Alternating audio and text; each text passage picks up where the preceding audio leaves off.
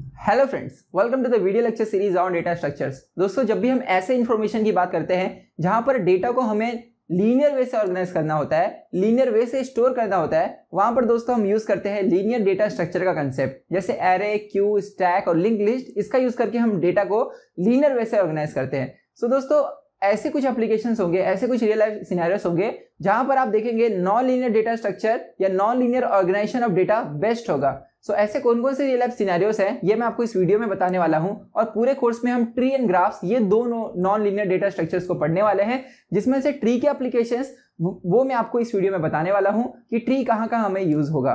सो आइए मैं आपको कुछ सिनेरियो दिखाता हूं और बताता हूं कि लीनियर ऑर्गेनाइजेशन क्यों फेल हो जाएगा उन सिनेरियो में। सो देखिएगा, सबसे फर्स्ट सिनेरियो जो मैं आपको दिखाने जा रहा हूं, जहां पर आप देख रहे हैं कि धीरूभाई अंबानी के फैमिली का चार्ट है। सपोज मुझे ये डेटा स्टोर करना है, ठीक है। सो इसके लिए क्या मैं लिंक लिस्ट, एरे, स्टैक और क्यू का डायरेक्टली यूज कर सकता हूं? बिल्कुल नहीं। क्यों? क्योंकि दोस्तों अगर हम लोग बात करें जैसे डबली लिंक लिस्ट की, तो जब डबली लिंक लिस्ट में क्या होता है कि डबली लिंक लिस्ट में हमारे पास एक सेक्शन होता है डेटा का और हमारे पास पॉइंटर होते हैं दो, एक प्रीवियस नोड के लिए और एक नेक्स्ट नोड के लिए, राइट ना। लेकिन अब इस सिनेरियो में क्या होगा कि जैसे फॉर एग्जांपल धीरूभाई अंबानी और कोकिला बहन, ये दोनों का आप एक नोड बनाते हो और उसके अंदर दोनों का इंफॉर्मेशन स्टोर करते हो, यानी दोनों की डेटा, नाम, बीम, डेट ऑफ बर्थ, जो भी आप स्टोर कर लिया अपने डेटा सेक्शन में। लेकिन पॉइंटर्स कितने होंगे? पॉइंटर्स दोस्तों यहाँ पर ये दोनों के साथ 4 पेयर है, यानी इनके जो मतलब चिल्ड्रन है वो 4 है ना, 1 2 3 4। तो इनके साथ कितने लोग रिलेटेड होंगे? 4 लोग। समझ रहे हैं? तो यहां पर ऐसे 4 नोड बनेंगे। लेकिन सबसे इंटरेस्टिंग पार्ट मालूम है क्या है? अब 4 तो आपने बना लिए, फिर वो 4 बने, उनके साथ कितने होंगे ये फिक्स नहीं है। जैसे यहां पर आप मुकेश अंबानी को ले रहे हैं तो उनके साथ यहां पर 3 नोट्स आएंगे, राइट। तो मुकेश अंबानी के साथ 3 आ गए। वैसे आप अनिल अंबानी यहां पर ये दोनों को लोगे तो इनके साथ सिर्फ 2 लोग आ रहे हैं, तो इनके साथ यहां पर सिर्फ 2 लोग एसोसिएटेड होंगे। समझ गए? मतलब फिक्स नहीं है। तो इस तरह का दोस्तों ऑर्गेनाइजेशन जहां पे आप देख रहे हो कहीं 4 पॉइंटर, कहीं 3 पॉइंटर, तो ये नॉन लीनियर ऑर्गेनाइजेशन है और इसे हम ट्री कहते हैं। मैं आगे आपको बताऊंगा ट्री का ऑफिशियल डेफिनेशन क्या है। फिलहाल मैं आपको ये समझ गया होगा कि हम लोग डायरेक्टली डबली लिंक लिस्ट की यहाँ यूज नहीं कर सकते क्योंकि पॉइंटर यहाँ पे वेरी कर रहे हैं बार बार, राइट। इवन पॉइंटर वेरी नहीं भी करते, 4 फिक्स भी होते थे तो भी नहीं कर सकते क्योंकि डबली लिंक लिस्ट में 2 ही पॉइंटर होता है, एक प्रीवियस और एक नेक्स्ट। समझिए?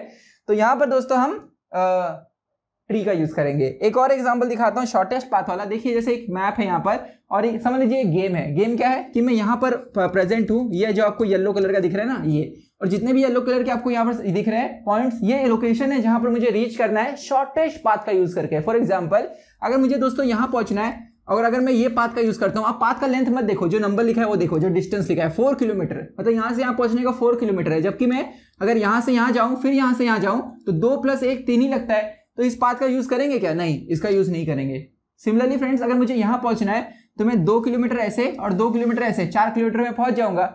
तो इस पाथ का कभी भी यूज होगा क्या? नहीं होगा। क्यों? क्योंकि अगर इस पाथ का यूज करोगे तो पहले आपको 2 ऐसे, 1 ऐसे, 3 ऐसे, फिर 1 ऐसे, जो ज्यादा हो जाएगा 4 से, राइट। तो इसका भी यूज नहीं होगा। सिमिलरली आप देखोगे, आप ऐसे हर जगह का शॉर्टेस्ट पाथ फाइंड कर सकते हो। जैसे यहां पहुंचना है दोस्तों, यहां पर लिखा गया 19 किलोमीटर, राइट।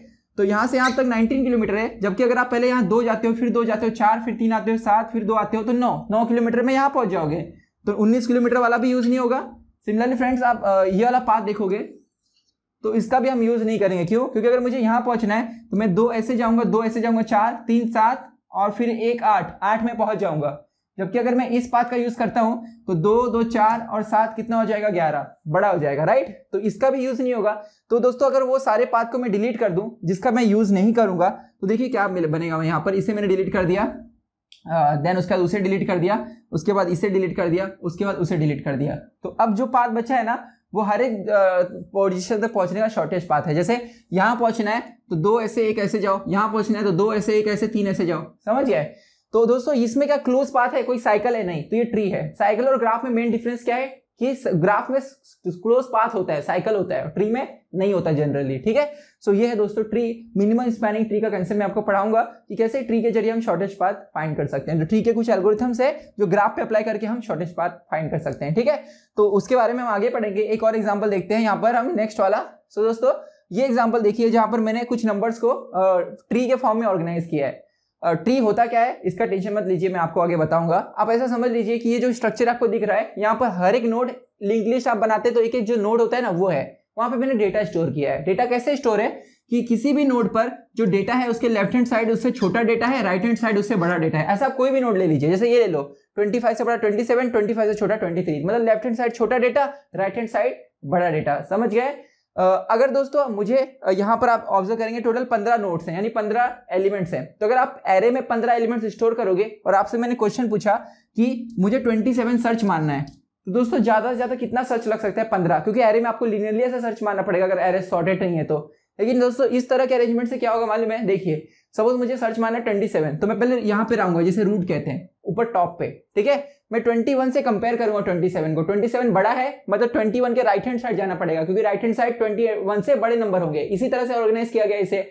यहाँ पहुंचने में मुझे 28 मिलता है, लेकिन मुझे सर्च मारना है 27, तो मुझे 28 के लेफ्ट हैंड साइड आना होगा, क्योंकि वहां पर उससे छोटे डेटा मिलेंगे। तो मैं यहाँ आऊंगा तो मुझे 25 मिल गया, लेकिन 27 25 से बड़ा है, तो मुझे एक राइट हैंड साइड आना होगा, क्योंकि 25 के राइट हैंड साइड 25 से बड़े डेटा है। और यहाँ पर पहुंचिए दोस्तों मुझे 27 मिल जाता है। तो टोटल सर्चिंग कितनी करनी पड़ी? 4। कहाँ कहाँ आप देखेंगे, एक मुझे यहाँ सर्च करना पड़ा, एक यहाँ और फिर यहाँ फाइनली मिल गया। तो 4 सर्च में मिल गया। एलिमेंट कितने थे? 15। दोस्तों log लीजिए 15 का बेस 2 में, मतलब log 15 बेस 2, आंसर कितना आएगा? 3 पॉइंट समथिंग, राइट ना। तो यहाँ पर आप देख रहे हैं आंसर मतलब 4 ले लीजिए, तो log मतलब 4 सर्च में आपको मिल गया ना आंसर। तो log अगर n एलिमेंट है तो log n टाइम में आपको सर्चिंग यहाँ पर मिल जा रही है। एफिशिएंसी मतलब इसकी क्या है कि अगर कोई एलिमेंट सर्च मारना है तो log n टाइम में आप सर्च मार सकते हैं। तो मैं आपको बताऊंगा BST और AVL का जो एप्लीकेशन है BST एंड AVL ट्री का, वहां पर हम डेटा को इस तरह ऑर्गेनाइज करते हैं। मोस्टली दोस्तों AVL में हमें लॉग इन टाइप में मिल जाता है कोई भी एलिमेंट का पोजीशन कहां पर वो है, ठीक है। सो इसके बारे में और आगे मैं डिटेल में बताऊंगा किस तरह अगर आप डेटा को ट्री के फॉर्म में अरेंज करते हो तो सर्चिंग भी लॉग इन टाइम में की जा सकती है। वही चीज एरे में ऑर्डर ऑफ n टाइम लेगा, ठीक है। सो दोस्तों ये तो बात हुआ बाइनरी सर्च ट्री का। अब बात करते हैं आपके कंप्यूटर में जो आप फोल्डर्स बनाते हो। तो दोस्तों किसी फोल्डर के अंदर फोल्डर, फिर उसके अंदर डॉक्यूमेंट, राइट। तो इस तरह का अरेंजमेंट भी एक नॉन लीनियर होता है जिसे हमारा कंप्यूटर ट्री के जरिए एनालाइज करता है। इसके बारे में आगे मैं आपको डिटेल में बताऊंगा जब हम एप्लीकेशन पार्ट देखेंगे कि एक फोल्डर के अंदर फोल्डर, फिर उसके अंदर कुछ डॉक्यूमेंट और फोल्डर, फिर डॉक्यूमेंट। तो ऐसे आप देख रहे हैं एक फोल्डर के अंदर बहुत सारे ऐसे चीजें हो सकती है। तो ये भी पूरा एक नॉन लीनियर ऑर्गेनाइजेशन है जिसे आप ट्री कहेंगे। मैं आपको एग्जाम्पल देखिए यहाँ पे समझाता हूँ, देखिएगा। सो दोस्तों यहाँ पर मैंने एक ऑलरेडी देखिए विंडो ओपन किया हुआ है जिसमें आपको एक फोल्डर दिखता होगा। जैसे यहाँ पर मेरा एक फोल्डर है पर्सनल फोल्डर, उसके अंदर स्पिरिचुअलिटी में मैं गया हूँ। स्पिरिचुअलिटी के अंदर फिर थीम फोल्डर है, बाहर कुछ डॉक्यूमेंट्स है। यही चीज आपको मैंने यहाँ पर दिखाया है। देखिए यहाँ पर अगर आप देखेंगे तो एक फोल्डर है, राइट, जस्ट वेट। तो दोस्तों यहाँ पर हमारे पास एक फोल्डर है, उस फोल्डर के अंदर फोल्डर, बाहर भी कुछ डॉक्यूमेंट, फिर फोल्डर के अंदर भी डॉक्यूमेंट। समझ गए? तो इस तरह के ऑर्गेनाइजेशन के लिए हम ट्री का यूज करते हैं। आगे मैं आपको इस चीज को बताऊंगा। दोस्तों आइए नेक्स्ट बताता हूं आपको। जब भी हम कुछ रिकॉर्ड स्टोर करते हैं अपने कंप्यूटर में डेटाबेस के थ्रू, जैसे फॉर एग्जांपल मैंने स्टूडेंट्स के रिकॉर्ड स्टोर किए हैं किसी क्लास के, तो उनके रोल नंबर, नाम, मार्क्स, ये सब स्टोर किया हुआ है। अब मुझे चेक करना है कि इस स्टूडेंट का क्या मार्क्स है, तो मैं कैसे सर्च करूंगा उस चीज को? क्या एक एक डेटा देखूंगा कि वो स्टूडेंट कहाँ प्रेजेंट है, पहले रिकॉर्ड में है क्या, दूसरे रिकॉर्ड में है क्या? नहीं, बहुत टाइम लग जाएगा ना। तो हम लोग क्या करेंगे, जैसे आप कोई भी किताब खरीदते हो तो किसी भी दोस्तों कोई भी जब आप बुक खरीदते हो तो बुक के फर्स्ट पेज पे इंडेक्स होता है कि ये चैप्टर कौन से पेज नंबर पे है, ये चैप्टर कौन से पेज नंबर पे है, जिसके जरिए आप फटाक से उस चैप्टर पे पहुंच जाते हो। सिमिलरली हम एक इंडेक्स फाइल बनाते हैं। जैसे स्टूडेंट के रोल नंबर की एक इंडेक्स फाइल होगी जिसमें लिखा होगा ये रोल नंबर कौन से एड्रेस पे हार्ड डिस्क में है, ये रोल नंबर कौन से एड्रेस पे है। तो वो रोल नंबर से आप डायरेक्टली हार्ड डिस्क पे उस लोकेशन पे जाके उसका रिकॉर्ड फेच कर सकते हो उस स्टूडेंट का। तो ऐसा जो दोस्तों इंडेक्स फाइल होता है इसे हम ट्री के जरिए इंप्लीमेंट करते हैं, बी और बी प्लस ट्री। तो यहाँ पर आप देख रहे हैं ये रिकॉर्ड्स है, यहाँ पर ये जो आपको सब दिख रहा है ना, जस्ट वेट, यहाँ पर ये सारे चीजें रिकॉर्ड्स हैं और यहाँ पर जो भी कुछ आपको दिख रहा है जैसे 80, 70, 10, ये सब रोल नंबर समझ लीजिए। तो ये इंडेक्स फाइल है जिसे हम लोग किसके जरिए इंप्लीमेंट करते हैं, बी और बी प्लस ट्री। मैं आगे आपको इस चीज को पढ़ाऊंगा इसी चैप्टर में। तो आइए मैं आपको बता देता हूं हम लोग क्या क्या पढ़ने वाले हैं। तो मुझे लग रहा है आपको ये बेहतरीन समझा कि लीनियर डेटा स्ट्रक्चर कहाँ यूज होता है। स्पेशली हम लोग यहाँ पर ट्री को डिस्कस किया, ठीक है। ग्राफ के भी एप्लीकेशंस आगे मैं आपको बताऊंगा। तो दोस्तों हम लोग ये पूरा का पूरा जो ट्री चैप्टर है इसके अंदर देखने वाले हैं सबसे पहले कि बाइनरी ट्री क्या होता है, जो बेसिक ट्री है। फिर उसका देखेंगे एप्लीकेशंस क्या होता है, बाइनरी ट्री के एप्लीकेशंस क्या है। मेन हम लोग देखेंगे एक्सप्रेशन ट्री और हफमैन कोडिंग जिसका यूज करके डेटा कंप्रेस करते हैं। फिर हम लोग देखेंगे बीएसटी क्या होता है, जो भी आपको मैंने सर्च ट्री बताया उसी का एक स्ट्रिक्ट वेरिएशन एवीएल ट्री देखेंगे। फिर हम देखेंगे थ्रेडेड बाइनरी ट्री, ये भी एक स्पेशल ट्री है जिसके बारे में हम पढ़ेंगे। और अभी जो मैंने आपको बताया बी और बी प्लस ट्री इंडेक्सिंग के लिए, इसके बाद हम लोग जस्ट वेट एंड में दोस्तों हम लोग देखेंगे बी और बी प्लस ट्री को, ठीक है। सो ये पूरा सिलेबस, ये कंप्लीट करने के बाद हम एडवांस टॉपिक भी देखेंगे। तो पहले इतना अच्छे से समझ लेंगे, देन हम लोग एडवांस चीजें देखेंगे। सो मिलते हैं दोस्तों अगले वीडियो में, जिसपे हम डिस्कस करेंगे ट्री के बेसिक टर्मिनोलॉजी, जैसे चिल्ड्रन, जैसे सिबलिंग, रूट, ये सब क्या होते हैं, ऑर्डर क्या होता है, ये सब समझने के बाद हम लोग बाइनरी ट्री शुरू करेंगे। सो मिलते हैं नेक्स्ट वीडियो में। बहुत बहुत धन्यवाद। जय हिंद।